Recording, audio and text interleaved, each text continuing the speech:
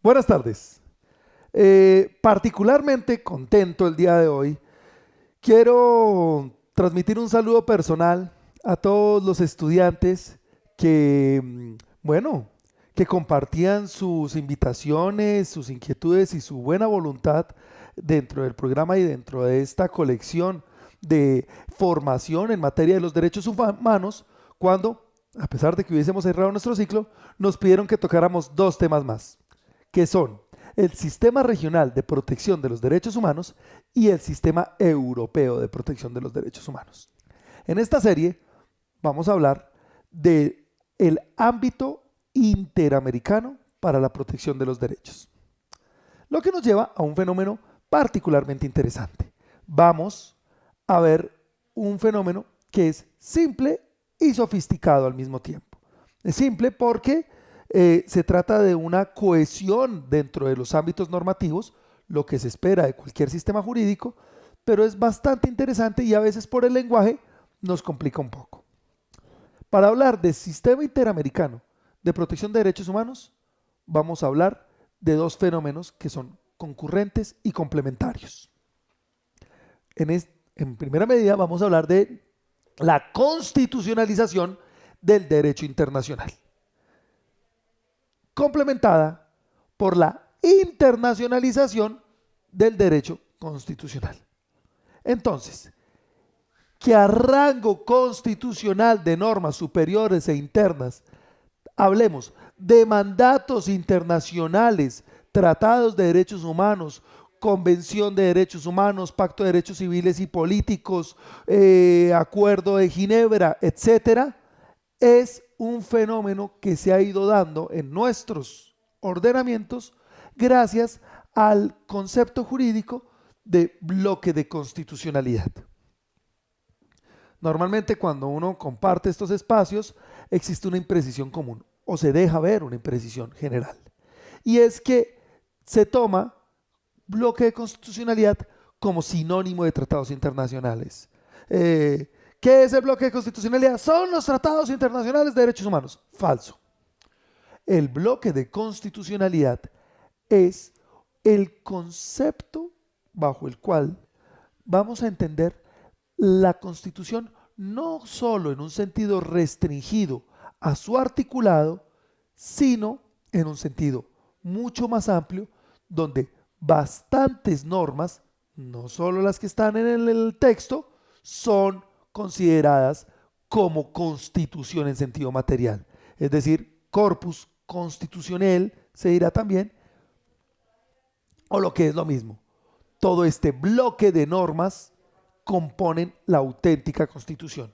Dentro de lo que incluimos tratados internacionales de derechos, tratados internacionales fronterizos, normas de derecho internacional humanitario, tratados de derechos humanos, para que no veamos restringido al simple articulado de la Constitución, pues todos sus alcances como norma de rango superior.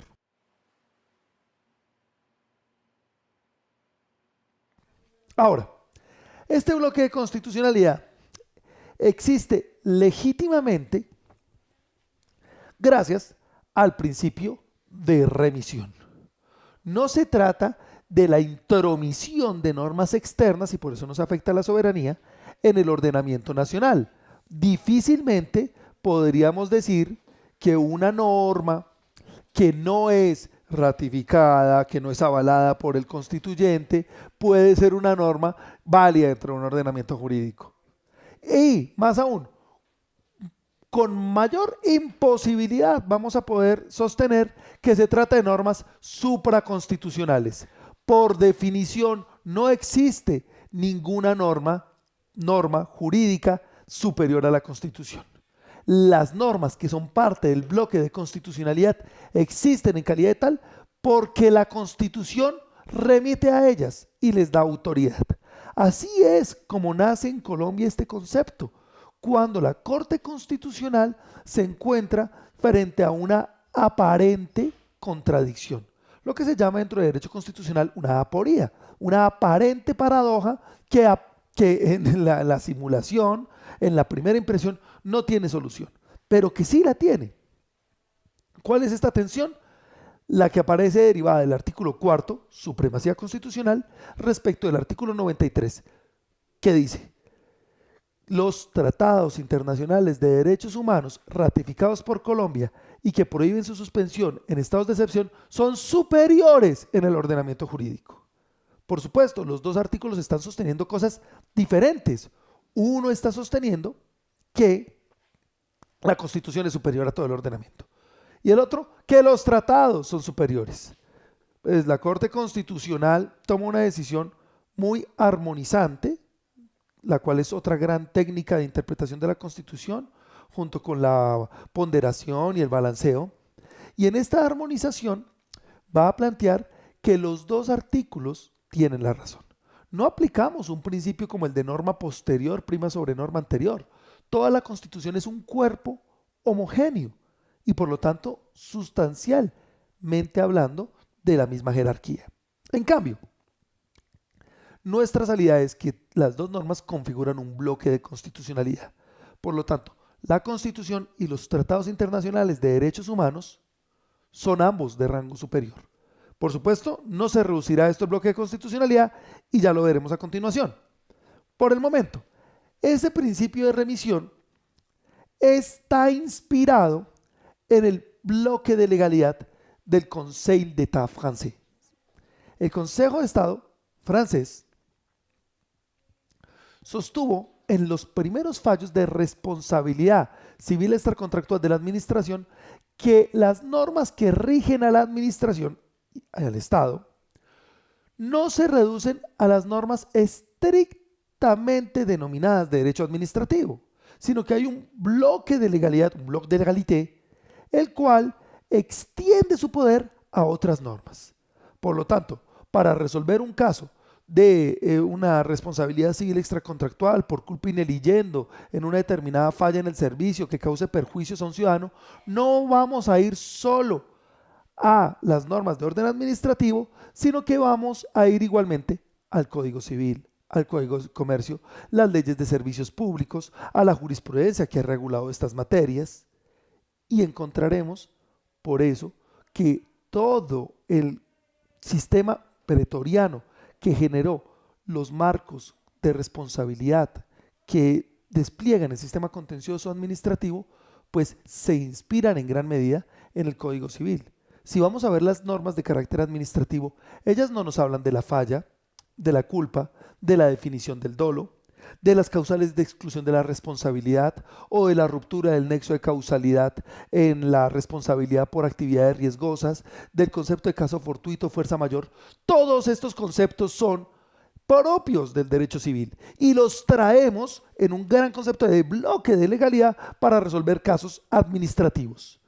Y así, este antecedente nos permite pensar en el bloque de constitucionalidad francés, cuando el Conseil Constitutionnel falla en 1976 el caso del droit de grève, el derecho de huelga. ¿Qué sucede en este caso? Pues bueno, si bien la Constitución del 56, promulgada por el general Charles de Gaulle, no establecía derechos fundamentales y por lo tanto era una mera ley fundamental orgánica, al resolverse casos donde hay derechos fundamentales, como el derecho de asociación y de huelga, hace uso de la figura del bloc de constitucionalité y respaldándose en el preámbulo de la Constitución del 56 de la Quinta República Francesa, que establece el respaldo en el preámbulo de la derogada Constitución del 48 y en la Declaración Universal de los Derechos del Hombre y del Ciudadano, pues se remite a los mismos, integrando un bloque de constitucionalidad entre ese marco orgánico del 56 y ese marco dogmático de la Declaración Universal de los Derechos del Hombre y del Ciudadano. Lo cual es muy interesante, porque entonces en el sistema francés el concepto bloque de constitucionalidad, y es del que bebe la jurisprudencia constitucional, es un concepto temporal, no espacial de normas. Es traer del pasado, de momentos de su derogatoria, normas a su aplicación en el presente. Diferente al caso nacional, donde vamos a utilizar es normas vigentes, pero de otros escenarios, como los internacionales, para aplicarlas como normas superiores de carácter nacional en nuestro ordenamiento. Ahora, la evolución no ha sido pacífica. Primero, en vigencia de la Constitución del 86, la Corte Suprema de Justicia en su sala constitucional rechazó sumariamente la posibilidad de valorar normas nacionales a través de normas internacionales. Al absurdo tal que tuvimos que ver cómo una norma claramente violatoria de derechos humanos, como el Estatuto de Seguridad, que autorizaba detenciones sin orden judicial, prácticas de violación de derechos humanos, torturas, juicio de civiles por parte de militares, no es juzgada como violatoria de derechos humanos porque la Constitución del 86, vigente en su momento, no establecía un marco dogmático sólido de protección y de garantías civiles y, a juicio muy liviano de la Corte Suprema de Justicia, porque no se pueden aplicar los tratados internacionales de derechos humanos como criterios de valoración normativa dentro del marco nacional. Todo cambia con la llegada de la nueva Carta de 1991, una constitución claramente más garantista, con un poder de herramientas constitucionales, con un tribunal especializado, la Corte Constitucional, cuya principal vocación es la aplicación y la defensa de la Constitución misma, y no el mero ejercicio de aspectos procesales. A través de estas acciones constitucionales, la Corte va desarrollando la teoría del bloque de constitucionalidad en la tensión entre el cuarto y el 93 de la Constitución, junto a otros, entre los que debemos incluir el artículo 53, el 101 sobre fronteras, el 221 sobre jurisdicción penal internacional, el 94 sobre derechos intangibles, en fin. Durante su evolución, la Corte Constitucional utiliza el concepto bloque de constitucionalidad en tres grandes sentidos. Bloque de constitucionalidad como aquellas normas que son de rango constitucional, como aquellas normas que sin ser de rango constitucional son relevantes en un asunto constitucional y como aquellas que son criterios de interpretación relevantes al momento de resolver un caso de constitucionalidad. Bueno, pues desde 1994 hemos ido estableciendo un sistema de división entre el bloque en sentido estricto y bloque en sentido lato que nos permite resolver un poco estas cuestiones. Frente a bloque en sentido estricto y bloque en sentido lato. Como intento de sistematización de los elementos del bloque de constitucionalidad. Lo que bien plantea en uno de sus primeros ensayos con De Justicia, el profesor Rodrigo Primi. Los resumiremos de la siguiente manera. Los elementos del bloque en sentido estricto se pretenden, y esta es la tendencia actual de la jurisdicción constitucional, como auténticas normas de carácter supremo. Mientras que los elementos en sentido lato son aquellas normas que, sin ser de rango constitucional, son relevantes para la resolución de un asunto de este tipo. Dentro de las normas en sentido estricto tenemos el preámbulo constitucional, el articulado de la Constitución, los tratados de derecho internacional sobre derechos humanos, por remisión del artículo 93, los tratados limítrofes, por remisión del artículo 101 de la Constitución, los tratados y las resoluciones de organismos internacionales sobre garantías fundamentales, como va a ser el caso de las recomendaciones de la OIT, en este caso por remisión del artículo 53 de la Constitución. También tendremos como elemento del bloque de constitucionalidad las sentencias de tribunales internacionales sobre derechos humanos, entre lo que cabrá resaltar particularmente, por supuesto, las decisiones de la Corte Interamericana de Derechos Humanos. Igualmente se establecen como parte de los elementos del bloque de constitucionalidad las normas del derecho internacional humanitario. Evidentemente nos referimos con ellas a las normas del ius in bello o el derecho de la guerra, que establece ciertos límites y conductas, exigencias de lealtad mínima y de respeto mínimo por la dignidad humana dentro del desarrollo de procesos bélicos, hasta terminar finalmente con los tratados que reconocen derechos intangibles. Estos elementos en sentido estricto se repetirán porque son relevantes al momento de resolver una causa de constitucionalidad como elementos del bloque en sentido lato, a lo que habrá que adherir, según las clasificaciones que ha presentado la Corte Constitucional y la doctrina, las leyes estatutarias y las leyes orgánicas. Ahora bien, estos elementos descritos y esta fundamentación del bloque de constitucionalidad presentan una serie de inconvenientes, como la conveniencia o inconveniencia de extender hasta tal marco el contenido y el espectro normativo de disposiciones superiores en una democracia. Asimismo, hay algunos cuestionamientos sobre si son o no son estos los elementos del bloque de constitucionalidad. Y finalmente, una de las mayores críticas desde el punto de vista más elemental de la lógica es cómo algo puede ser y no ser dos cosas al tiempo. Cómo este bloque de constitucionalidad puede ser en sentido estricto y en sentido lato a la vez. Estos cuestionamientos los resolveremos pues, en nuestro siguiente video. Muchas gracias. Hola. En el último video, para hablar de aplicación regional y protección de los derechos humanos, veníamos explicando un fenómeno dual alrededor de la constitucionalización del derecho internacional y la internacionalización del derecho constitucional.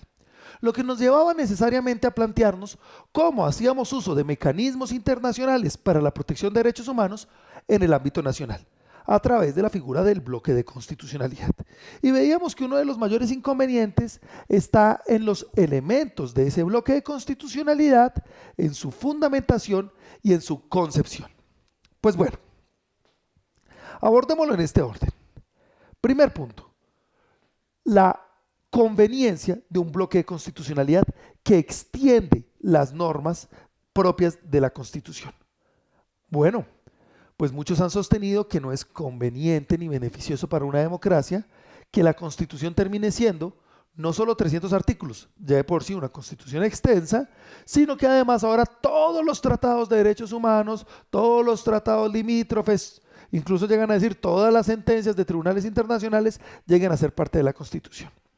Bueno, pues efectivamente esto puede alejar un poco al ciudadano, pero también la intención es que dé garantías para que no haya incertidumbre en la aplicación del bloque de constitucionalidad. Estos tratados deben ser interpretados conforme la Constitución. Sus estipulaciones, si bien son de orden superior, no son para desconocer o para hacer más oscuros los mandatos constitucionales, sino al contrario, para que más allá de la duda podamos aplicarlos. En algunos precedentes se ha visto, por ejemplo, que a pesar de lo abierto que establece la Constitución, hemos podido utilizar tratados internacionales como la proscripción de la impunidad para cerrar casos donde se había sumariamente omitido una investigación alegando que era tema de la justicia penal militar, aunque se trataran de crímenes civiles como el acceso carnal violento o la violencia intrafamiliar.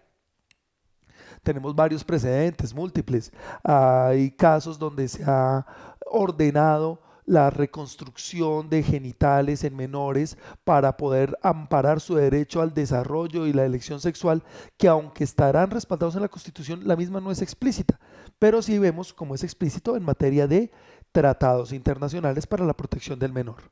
Un caso que conocí de mano propia hace poco, los tratados sobre el adecuado respeto a los niños en ámbitos oficiales implican que el menor debe ser atendido personalmente por quien define su situación jurídica. No se trata de que se diga lo que establezca el menor, pero sí de la necesidad de inmediatez entre el menor y el servidor que resuelve su situación jurídica.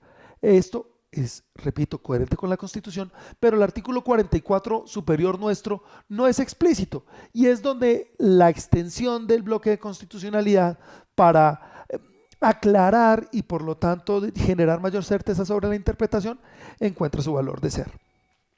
Una segunda crítica es la autoridad que pueden tener normas internacionales dentro del ámbito nacional.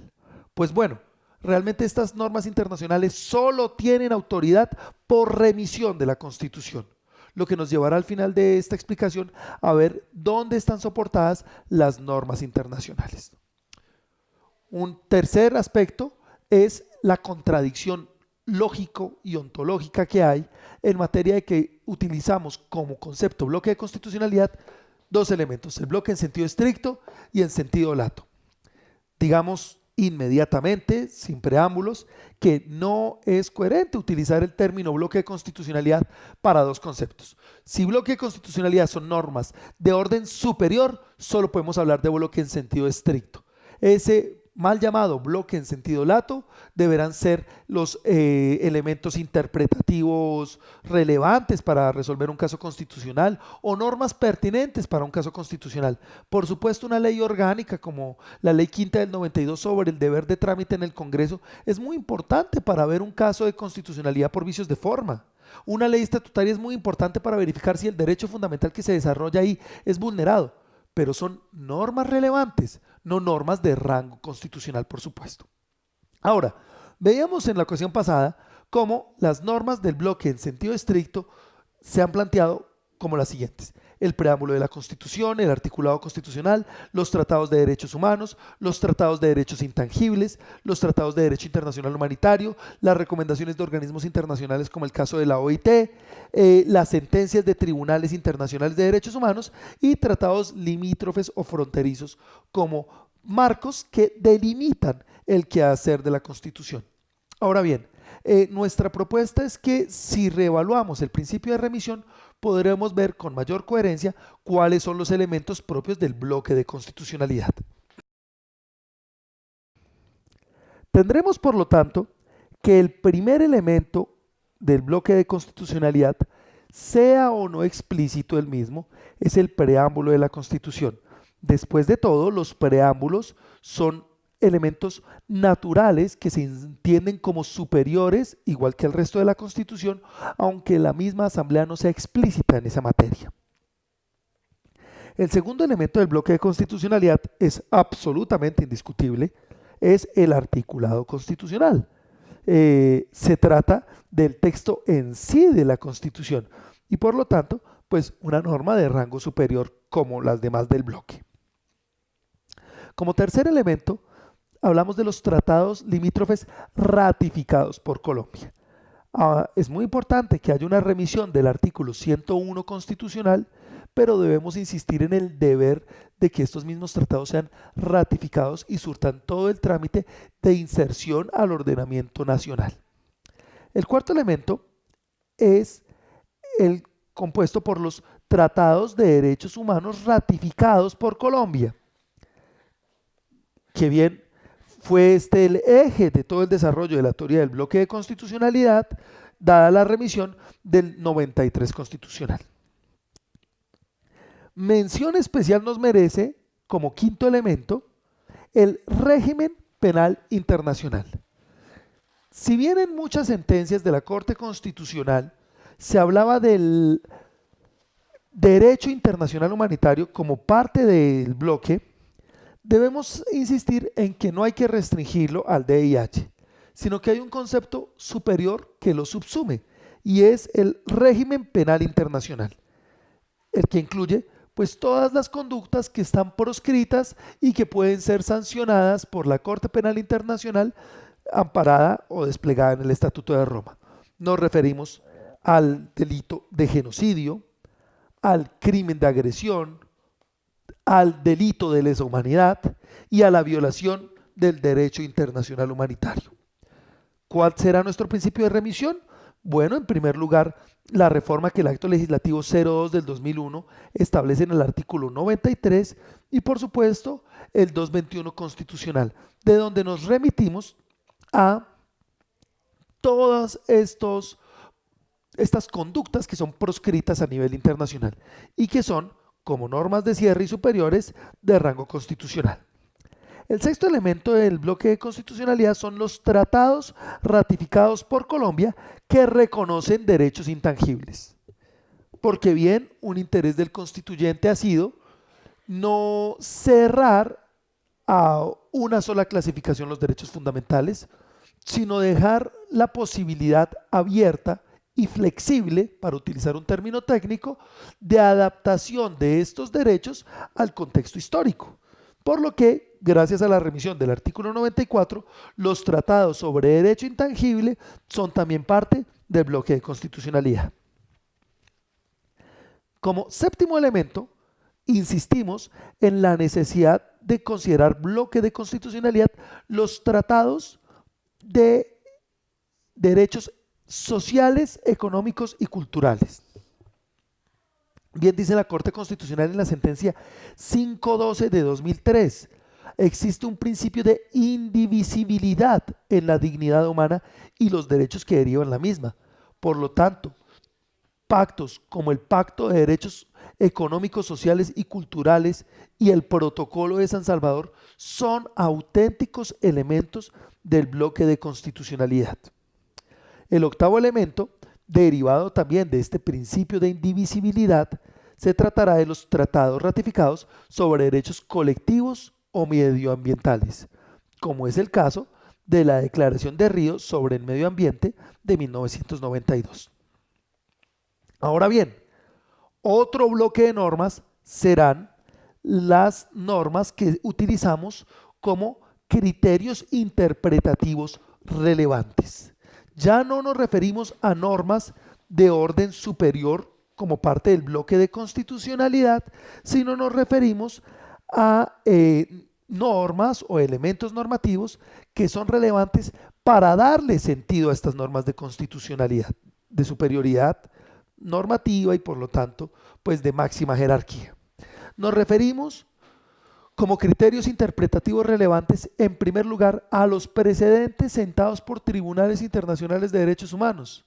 Es muy difícil explicar por qué se ha creído que los precedentes de la Corte Interamericana son parte del bloque de constitucionalidad, si estamos hablando de sentencias particulares. Es decir, una condena donde, por ejemplo, se declara inconvencional en Corte Interamericana que haya una ley de amnistía por los crímenes masivos cometidos en Chile. Evidentemente es un caso muy importante de derechos humanos, pero no es estrictamente un elemento del bloque de constitucionalidad ni una norma superior en el ordenamiento colombiano. ¿Qué es? Pues es un precedente. Y los precedentes son criterios muy importantes al momento de interpretar y dar sentido. Entonces, no hablamos de bloque de constitucionalidad, sino de un criterio interpretativo relevante cuando hablamos de los precedentes sentados por tribunales internacionales de derechos humanos. Un segundo elemento interpretativo, pues deberá ser evidentemente el precedente sentado por la Corte Constitucional. No tiene ningún sentido que sea bloque de constitucionalidad la decisión de la Corte Interamericana o el Tribunal de Estrasburgo, que es solo para Europa, y no lo sea en cambio una decisión de la Corte Constitucional. Más coherente es pensar que este precedente constitucional también es una herramienta de gran importancia al momento de dar sentido, aplicación y concreción a los mandatos y garantías establecidas en todas las normas reconocidas e insertas en el bloque. Como tercer criterio interpretativo relevante están los convenios internacionales del trabajo y las recomendaciones de la OIT. Porque si bien nos habían dicho que estos son parte del bloque de constitucionalidad, realmente nos encontramos a algo que explicábamos en otra ocasión frente a un bloque de legalidad. El artículo 53 de la Constitución sí remite a los tratados y a las recomendaciones de los organismos internacionales de trabajo, pero es explícito al decir que se ingresan automáticamente en la legislación. Y por lo tanto, pues no son normas de carácter superior, pero sí, obviamente, una extensión y una garantía de rango legal.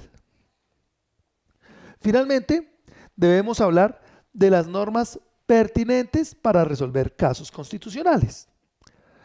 Habíamos mencionado que estos no deben ser entendidos como elementos en sentido lato, sino de normas útiles dentro de la aplicación del bloque de constitucionalidad. Será el caso de las mentadas leyes estatutarias. Un muy buen ejemplo es el ocurrido con la ley 1755 de 2015, ley estatutaria del derecho de petición.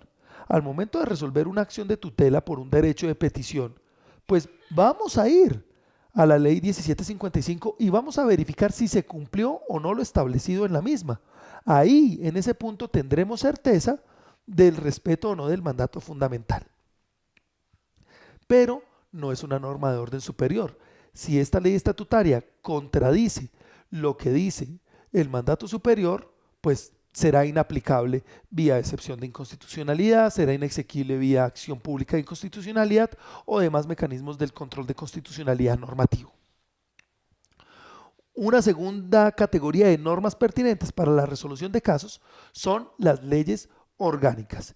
Y por eso mencionábamos la ley quinta del 92, muy útil para verificar el cumplimiento del trámite en la producción de normas, al ser la ley orgánica que regula la actividad del legislativo y por lo tanto un criterio de gran importancia para resolver casos de inconstitucionalidad por vicios de forma.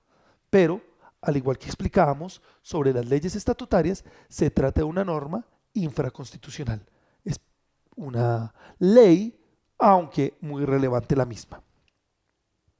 Finalmente, como tercera categoría de normas pertinentes para resolver un caso constitucional, encontramos las normas procesales constitucionales, es decir, el decreto 2067 del 91 sobre acción de inconstitucionalidad, el decreto 2591 del 91 sobre acción de tutela, 1382 del 2000 sobre acción de tutela, y bueno, tantas otras normas que regulan los mecanismos constitucionales dentro de su procedimiento de acción.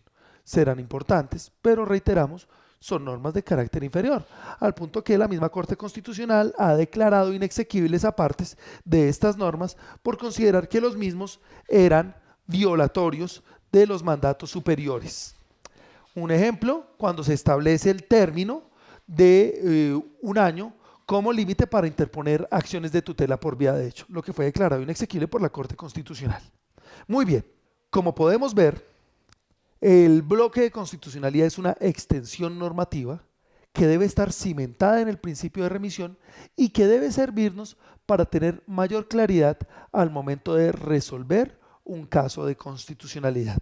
Bien, por tener mayor respaldo de las normas que son parte del estatuto y la estructura superior, o bien porque tenemos mecanismos de interpretación que nos permiten dar mayor claridad sobre los mismos. Ejemplos de la utilidad de este mecanismo no son pocos. De algún lado, muchas sanciones se han dado por la exigencia categórica de estos espacios internacionales. El deber de verdad, de reparación a las víctimas. Ha habido incluso decisiones en Corte Suprema de Justicia donde se detienen extradiciones de actores del conflicto por el deber internacional de respeto de las víctimas. Ha habido decisiones contencioso-administrativas donde se ordenan determinadas condiciones particulares de reparación integral en lo que se conocía en lo contencioso administrativo colombiano como la indemnización por daño a la vida de relación derivada de lo que en reparación integral era conocido en ámbitos internacionales como la indemnización o el restablecimiento de las condiciones normales de vida. Lo que muestra que el marco internacional, al ser llevado al marco nacional y particularmente al marco nacional constitucional, pues potencia y genera mayor respaldo. Después de todo, la lucha por el derecho es una lucha contra la arbitrariedad, contra la discrecionalidad abusiva, y lo que hacemos en esta medida es cerrar esos márgenes de discusión para poder establecer auténticos imperativos que sirvan de garantía en la consecución de los derechos humanos, los derechos fundamentales y la dignidad humana. Un último gran ejemplo dentro de este marco es cómo dentro de la doctrina de la sustitución de la Constitución, la Corte Constitucional ha establecido en múltiples sentencias, como es el caso de la 141 del 2010 o la 288 de 2012, que para verificar si una reforma constitucional es exequible, la misma debe respetar los elementos transversales y definitorios de la Constitución. Esos elementos definen la esencia de la norma superior. ¿Y dónde encontramos esa esencia? En múltiples articulados, en la razón de ser del Estado social y democrático de derecho y en los elementos del bloque de constitucionalidad que como un todo definen la estructura social y democrática. De eso se trata. Por eso no es una limitación por su amplitud, sino al contrario, un mayor empoderamiento en cada ciudadano, en cada actor público, para que podamos hacer realidad esa noble aspiración e histórica gesta de la consecución de la dignidad humana. Muchísimas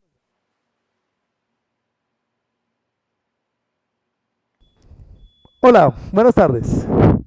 Como último video de nuestro módulo, Mecanismos regionales para la protección de derechos humanos, vamos a hablar del fenómeno inverso al que nos referíamos en la clase pasada. Es decir, si veníamos compartiendo algunos espacios sobre la constitucionalización del derecho internacional, en este momento vamos a hablar de la internacionalización del derecho nacional, pero particularmente pues de los marcos constitucionales. Internacionalización del derecho constitucional nos lleva a que los aspectos propios dogmáticos de una constitución, como son los derechos fundamentales, van a ser protegidos y discutidos en escenarios internacionales. Y como principal foco de protección y debate dentro del sistema regional tenemos la Organización de Estados Americanos, la OEA. El sistema regional americano tiene una característica. América no tiene esas dificultades geográficas que tiene Europa, esas brechas culturales que tiene Asia, es relativamente homogéneo culturalmente, es bastante extenso, pero además comparte un bloque histórico desde su redescubrimiento y bueno, sus eras de colonia.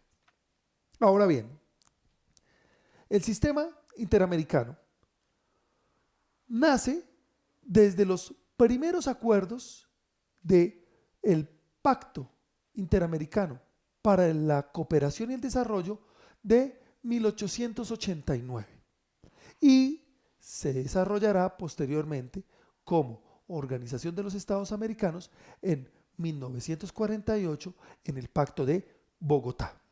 Lo desarrollarán posteriormente varias normas específicas, como es el caso de los acuerdos de Managua, de Buenos Aires, de Washington, que son normas protocolarias o protocolos específicos que desarrollan y concretan a mayor amplitud este marco internacional de la OEA. Bueno, la Organización de Estados Americanos tiene múltiples órganos y mal podríamos gastar este pequeño espacio en simplemente enumerarlos todos. Vamos a ver dentro del contexto el que más nos interesa, que es el Sistema Interamericano de Derechos Humanos. Los principales órganos son órganos dependientes y los demás se derivan de ellos, es decir, de la Asamblea General, donde participan en plenaria al menos una vez al año por derecho propio todos los países miembros, desarrollando el que mencionábamos principio de igualdad jurídica, fundamento del derecho internacional, al tener cada uno de los estados un voto. Esa asamblea se lleva para definir el eje administrativo central, que es la secretaría. Y esta secretaría debe coordinar con los consejos permanentes en las 4 principales razones de ser de la Organización de los Estados Americanos, que es el desarrollo de la democracia, desarrollo económico, seguridad y protección de los derechos humanos.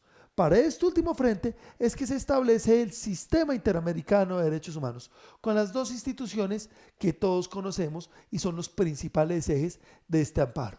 Nos referimos a la Comisión Interamericana de Derechos Humanos y a la Corte Interamericana de Derechos Humanos. La Comisión Interamericana de Derechos Humanos es creada en la resolución de la quinta reunión de la Consulta de Ministros de Relaciones Exteriores en Santiago de Chile en 1951 y formalmente establecida en 1960. La misma tiene múltiples funciones y es el principal órgano en el Sistema Interamericano de Derechos Humanos. Tiene un trabajo alrededor de tres principales pilares: el sistema de petición individual, el monitoreo de situación de derechos humanos en los Estados miembros y la atención en líneas o temáticas prioritarias. Esto nos lleva a cómo las funciones y competencias de la Comisión Interamericana de Derechos Humanos son de vital importancia para la prevención, protección y promoción de los derechos humanos dentro del continente.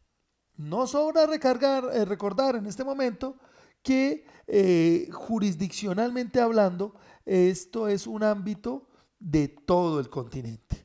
35 estados miembros en un continente con tan pocos países como lo es América, dice bastante sobre la cobertura de estos mecanismos. Muy bien. Al hablar de la Comisión Interamericana, debemos insistir que la misma tiene funciones consultivas, preventivas y de participación jurisdiccional. Esta comisión tiene sus tres competencias para que de manera integral pueda desarrollar su rol en coordinación, apoyo y, por supuesto, interacción con los estados. ¿A qué va esto? Bueno, veámoslo de la siguiente manera. De manera preventiva, la Comisión Interamericana elabora estudios, recomendaciones, programas, políticas, investigación, capacitación, becas, pasantías que deben servir de fomento a los derechos humanos en la región. Se trata entonces de, por ejemplo, el establecimiento de las condiciones prioritarias para el desarrollo de la maternidad que se planteaban en su oportunidad como recomendaciones a todos los Estados miembros.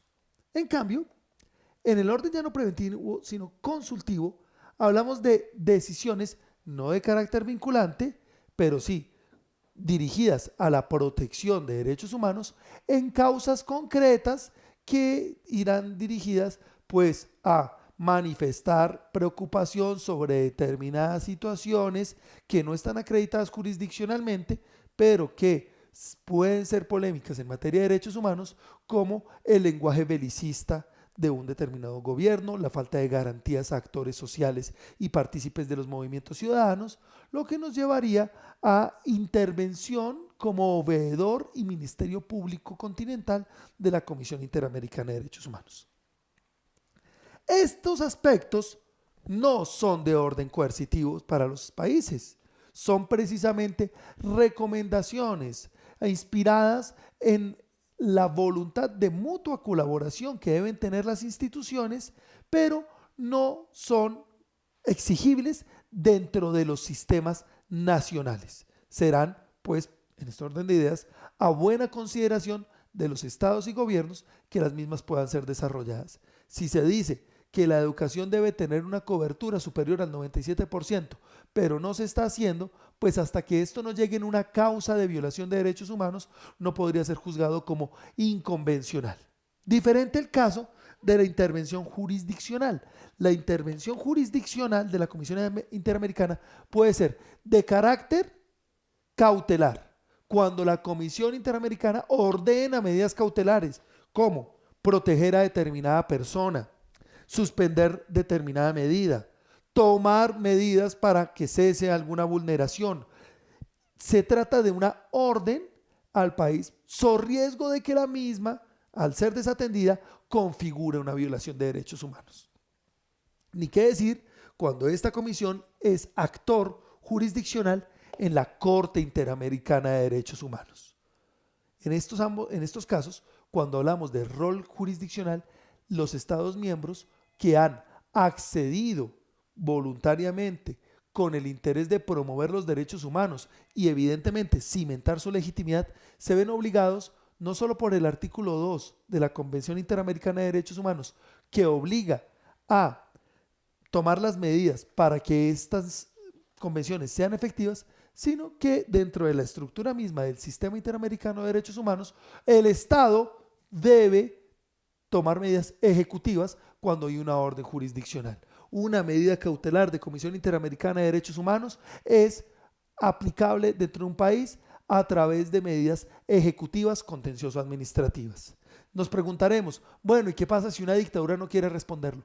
Evidentemente no podemos evitarlo, pero lo que sí podemos es dejar en evidencia cuando hay una actitud cínica y de desacato ante los derechos humanos y cuando la misma pues es una actitud ajustada a derecho o no. Estos umbrales son umbrales de legitimidad, de respeto de la persona y respeto del ciudadano. Cuando la Comisión Interamericana considera que una causa ha acreditado fácticamente una violación de derechos humanos y que la misma merece ser sancionada a nivel internacional, la comisión presenta la causa a la Corte Interamericana de Derechos Humanos. La comisión debe verificar que los hechos alegados son ciertos, que los mismos configuran una efectiva violación de los derechos humanos y que se ha cumplido con el requisito de procedibilidad de los ámbitos internacionales, el cual es el agotamiento de los requisitos internos. Pues mal podría alegar un ciudadano que se le han vulnerado sus derechos humanos por todo un Estado cuando no ha agotado el rol de determinadas instituciones de ese Estado, como lo son sus entes judiciales o disciplinarios. Cuando la causa llega a la Corte Interamericana de Derechos Humanos, la misma es evaluada por la Corte, admitida, debe abrirse una mixtura entre el sistema oral y el sistema escrito, se presenta la causa por parte de la comisión, se presenta intervención de los representantes de las pretendidas víctimas de derechos humanos, se presentan alegaciones, se realiza primero en audiencia y posteriormente a través de expedientes en el soporte documental de lo ocurrido, una valoración en concreto de los acontecimientos y la gravedad de los mismos. Después de todo, el Tribunal Internacional está para conocer las graves violaciones de derechos humanos y esto nos permitirá verificar que se dé en la determinada oportunidad una violación, una condena por violación de derechos humanos. La Corte Interamericana de Derechos Humanos se ha pronunciado en múltiples ocasiones. Ha tomado como base 20.000 expedientes de estudios de la Comisión Interamericana para decisiones de violaciones de derechos humanos. Ha usado las visitas in situ o in loco que la Comisión Interamericana puede realizar para tomar como base esos aspectos probatorios en materia de condenas por violación de derechos humanos. Claro, un primer aspecto muy importante de esto es que se da el mismo gracias a la lucha permanente por la reivindicación de derechos, pero sobre todo porque hemos evidenciado y esperamos que continúe este proceso una consolidación del respeto de los derechos humanos. Continuando, debemos insistir que la Corte Interamericana es de naturaleza colegiada, sesiona aproximadamente 10 semanas al año en periodos ordinarios y extraordinarios, tiene funciones jurisdiccionales que mencionábamos en coordinación con la comisión, pero también tiene funciones consultivas independientes, pues los Estados miembros pueden elevar consultas a la Corte sobre la interpretación, el alcance de la Convención Interamericana o de sus propios precedentes. También puede, a solicitud del Estado miembro, dar opiniones sobre la compatibilidad de las leyes con los instrumentos internacionales, lo que nos llevará a analizar el siguiente aspecto que nos llama la atención y es el control de convencionalidad. ¿Qué es el control de convencionalidad? El control de convencionalidad es el análogo internacional de lo que conocemos en sistemas jurídicos nacionales como control de constitucionalidad. Si el control de constitucionalidad es la verificación del respeto de las normas y las conductas por los mandatos constitucionales, pues evidentemente el control de convencionalidad es la verificación de el respeto de conductas y normas de los mandatos convencionales o internacionales. ¿A qué nos lleva esto? Que tras el agotamiento de los mecanismos internos, un tribunal internacional, en este caso la Corte Interamericana de Derechos Humanos, va a verificar si una conducta o una norma es convencional. Esto ha generado algunos inconvenientes y algunas imprecisiones. No solo es control de convencionalidad anular una ley, también es control de convencionalidad sancionar una violación de derechos humanos, una tortura, una desaparición forzada, una persecución de un partido político. La convencionalidad mide el respeto o no de estos mandatos propios de nuestros organismos regionales y, me reiteraría, del sistema interamericano de derechos humanos. Ahora bien, ¿cómo se desarrolla este control de convencionalidad? Es lo que se ve en precedentes como Garrido Argentina o Portugal contra Panamá, donde la Comisión Interamericana, la Corte Interamericana de Derechos Humanos insiste en lo siguiente: los Estados miembros tienen el deber de ajustar su legislación a los mandatos convencionales. Por lo tanto, si hay una proscripción de discriminación, de tratos crueles o degradantes, y hay una ley que los autoriza o que no los proscribe y que mediante medidas elusivas permite que los mismos ocurran, pues la misma ley está contradiciendo la proscripción de tratos crueles o degradantes y el artículo 2 de la Convención como imperativo de ajuste de los ordenamientos locales al ordenamiento internacional. Es lo que ocurrió en el caso Almonacid contra Chile. En esa ocasión, la Corte Interamericana consideró que el que existiesen leyes de indulto absoluto por la violación de derechos humanos vulneraba los mandatos convencionales. Y eso pues llevaría a considerar inconvencional la norma que los autoriza. Pero insistamos en algunos detalles. Esta norma no es de orden, este control no es de orden abstracto, es un control concreto. Ocurre a través de un mecanismo del alegato individual. El ciudadano considera que sus derechos humanos son vulnerados por la aplicación de esa norma y la norma es considerada inconvencional en ese orden de ideas. Ahora, este control de convencionalidad permite ajustar, ahora a la inversa, los mandatos nacionales a los imperativos internacionales. Claro, esto nos presenta muchos inconvenientes, como la jerarquía normativa, el ámbito de soberanía y respeto de los estados nacionales y su legislación respecto de los marcos internacionales. Pues bueno, al respecto debemos decir que en primer lugar es un estándar de legitimidad fundamental porque se trata de derechos humanos y que para que exista armonía dentro de este monismo jurídico en sentido amplio, debemos entender que la razón de ser del juicio de convencionalidad es alrededor de los estándares mínimos de respeto. No estamos hablando de los ámbitos de discrecionalidad legislativa o de la posibilidad de configuración autónoma por parte de los estados, sino de estándares internacionales en el respeto de esos derechos básicos. Es inconcebible que se hable de una norma legítima y convencional cuando autoriza torturas, tratos crueles o degradantes, normas discriminatorias o similares. En ese orden de ideas, el control de convencionalidad permite armonizar el nivel interamericano con el nivel nacional para la adecuada protección de la dignidad humana. Creo que merecerá un espacio particular que veamos todos y compartamos los grandes precedentes en materia de tribunales internacionales de derechos humanos. Hasta entonces, muchas gracias.